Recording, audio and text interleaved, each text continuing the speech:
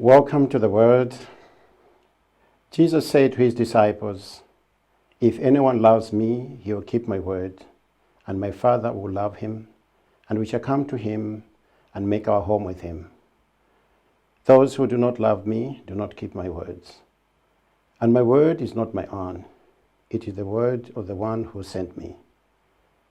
I have said these things to you while still with you, but the Advocate, the Holy Spirit, whom the Father will send in my name, will teach you everything and remind you of all I've said to you.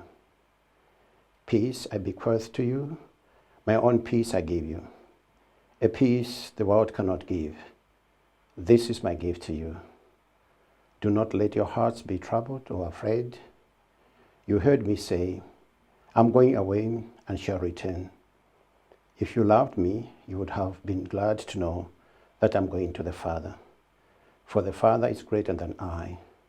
I have told you this now, before it happens, so that when it does happen, you may believe."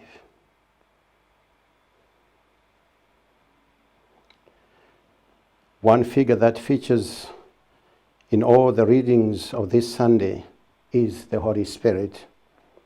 Jesus is gradually approaching the end of his earthly ministry. The Holy Spirit is the radiant glory that enlightens us. If we remain docile to him, he will guide us in all our decisions and ways in this world. In the first reading and the whole of the Acts of the Apostles did not make decisions without consulting the Holy Spirit. Also, they could not carry out big missions without the Holy Spirit. The Holy Spirit and we have decided, they said.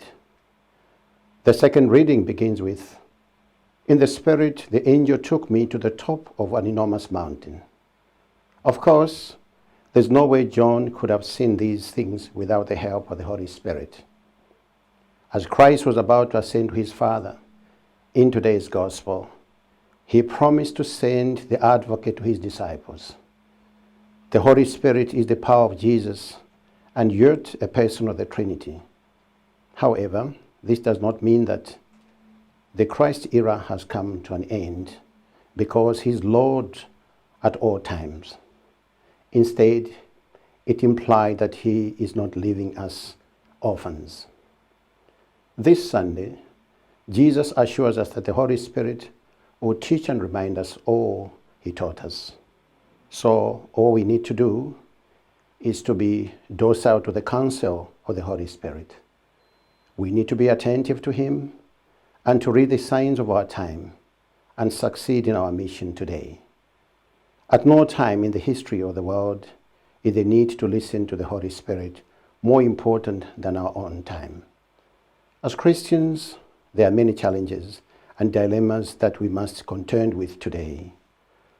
Only those who pay attention to the Holy Spirit understand these and where they are leading us to.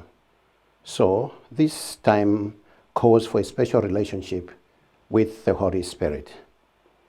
If we have to survive the challenges of our time, we must make the Holy Spirit our advocate and our partner. Only when the Holy Spirit of God is upon us can we sing and dance the way David did. Only through the Holy Spirit can we preach well as the apostles did.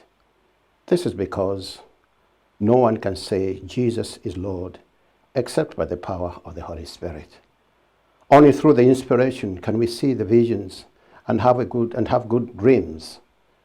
Only through the Holy Spirit can we face the struggles of this life and succeed in our missionary endeavors.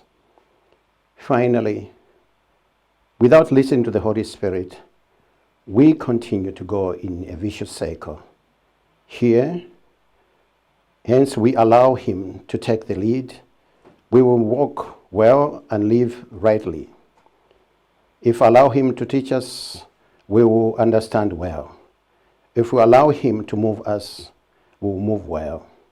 If we allow him to inspire us, we will achieve our goals and be where Christ is today.